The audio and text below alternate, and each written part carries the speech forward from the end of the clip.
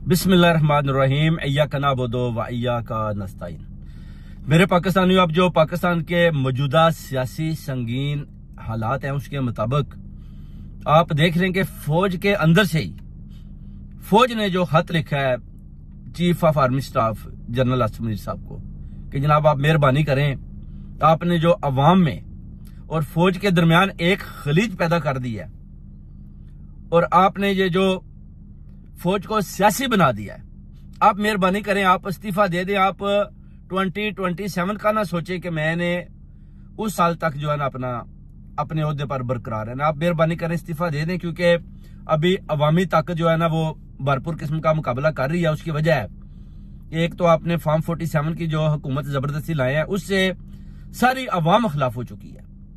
दूसरा उन्होंने बोला कि ये जो दहशत गर्द हैं बलोचिस्तान और खैबर पख्तूनख्वा के अंदर, आप ये भी हालात देखें कि ये क्या मामला हो रहे हैं। उसकी वजह सिर्फ और सिर्फ वो कहते हैं कि आप हैं, अगर आप ना होते तो इस तरह बलोचिस्तान के लोग आकर जफर एक्सप्रेस और उसके अलावा जो 9 बसें उन्होंने रॉकेट लॉन्चरों से उड़ा दी हैं और इतनी ज्यादा शहादतें हुई है। 100 ताबूत उधर भेजा गया और 214 आदमी को वो साथ ही किडनैप करके भी ले गए हैं। वो कहते हैं कि अभी हालात बहुत ही संगीन जा चुकी है। आप सिर्फ और सिर्फ हुकूमत के साथ सियासी बने हुए हैं। जो हमारी फौजी पॉलिसीज है, जो हमने अपने ओहदे की कस्में खाई हुई हैं, उसके मुताबिक आप बिल्कुल नहीं चल रहे। आप मेहरबानी करें, आप इस्तीफा देकर चले जाएं। ये फौज से अंदर फौज की डिमांड है जो chief of army staff general Asim Munir Syed साहब को है।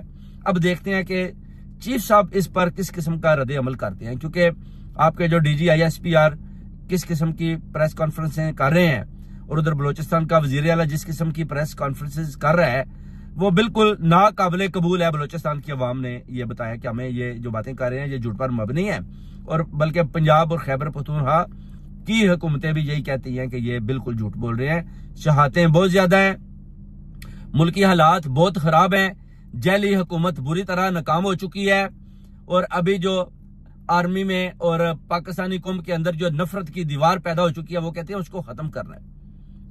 आप सिर्फ और सिर्फ अपना हदफ या अपना निशाना इमरान खान को ना बनाएं।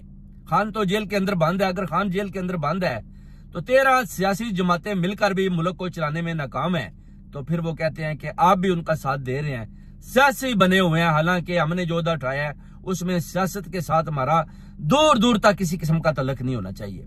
तो आपसे इस्तीफा डिमांड करते हैं।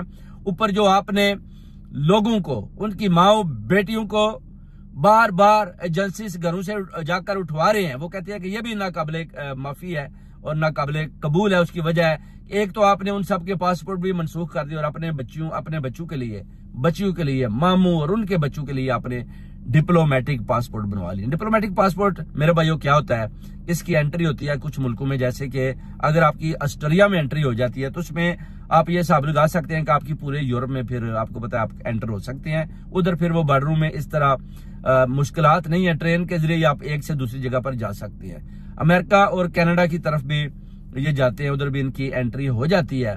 वो पूछ लेते हैं कि आपने ये डिप्लोमेटिक पासपोर्ट कैसे लिया, सवाल तो नहीं करते, तो उनको पता है कि डेफिनेटली ये डिप्लोमेट है। मगर जब बच्चों के पास डिप्लोमेट होंगे तो फिर वो जरूर सवाल करेंगे कि बच्चे ये किसके हैं और बच्चों को कैसे डिप्लोमेटिक पासपोर्ट मिला। ये अहमद नूरानी साहब ने ये जो बातें बताई हैं, जनरल बाजवा के दौर में भी उन्होंने बताया था कि जनरल बाजवा और उसके बच्चों के पास डिप्लोमेटिक पासपोर्ट उन्होंने बनवाए हैं। अभी जनरल सैयद आसिम मुनीर साहब के पास बच्चियों के पास डिप्लोमेटिक पासपोर्ट भी उन्हें बनवा दिए। यानी ऊपर से लॉ एंड ऑर्डर की जो कुछ हिस्से हैं पाकिस्तान के अंदर, उसके अंदर हो रहा है जी कि इधर हम मिनी मार्शल लॉ लगा रहे हैं, या उन हिस्सों में बलोचिस्तान और खैबर पख्तूनख्वा के अंदर वो कहते हैं कि बहुत बड़ा हम ऑपरेशन करने जा रहे हैं और इस ऑपरेशन के जरिए जितने भी दहशत गर्द हैं जो बार बार अफगानिस्तान से आ रहे हैं और हमारे मुल्क की सलामती पर हमलावर हैं, हम अब उनको खत्म करेंगे।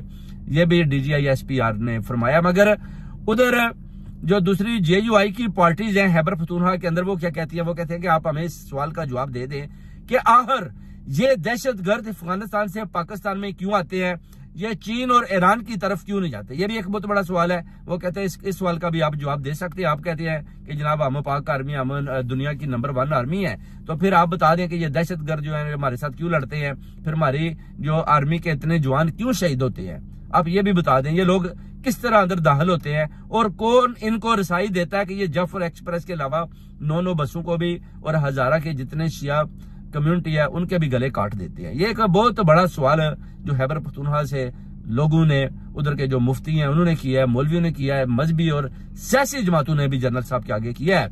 और अभी जो है ना हालात मेरे पाकिस्तानियों बड़े खराब हैं। अब देखना है कि जनरल साहब चीफ ऑफ आर्मी स्टाफ इस बात पर क्या जवाब देते हैं, इस्तीफा देते हैं या अभी भी वो मरियम नवाज शरीफ के साथ और ज्यादा गेंदे या बालें करवाने की कोशिश करते हैं या उनके साथ मिलकर इस जैली हुकूमत को लेकर आगे चलना चाहते हैं। मेरे हिसाब से तो उनको गिव अप कर देनी चाहिए, हुकूमत को खत्म करके इन सब की गिरफ्तारियां लाजिम करार देकर खान साहब को बाहर निकालना चाहिए जो मुबे वतन है। और पाकिस्तान की भागदौड़ भी उन जर्नैलों और उन नौजवानों के हाथ में देने चाहिए जिनकी जानें कुर्बान हो रही हैं और जो पाकिस्तान की धरती के लिए अपना खून बहा रहे हैं। ये एक बहुत अलमनाक वाकया हुआ है जाफर एक्सप्रेस वाला, और नौशकी में जो बलोचिस्तान में 9 बसें और 2 कारों को उड़ा दिया गया, ये एक बहुत ही अफसोसनाक खबर है जिस पर ओवरसीज कम्युनिटी और पाकिस्तान की कौम के अंदर, अवाम के अंदर एक बहुत ही दुख की लहर का समा है। वो कहते हैं कि पाक आर्मी जो जवान है वो हमारे जवान है, हमारे जवान बेगुनाह शहीद हो रहे हैं, उनका इन लड़ाइयों के साथ कोई तलक नहीं। जो सियासी तौर पर लोगों को लाकर उधर जो उनको बताया जाता है जी कि इधर दहशतगर्दी हो रही है, इधर दहशतगर्दी कर रहे हैं, जिसमें चंद बड़ी बड़ी सियासी पार्टियां भी इन्वॉल्व है।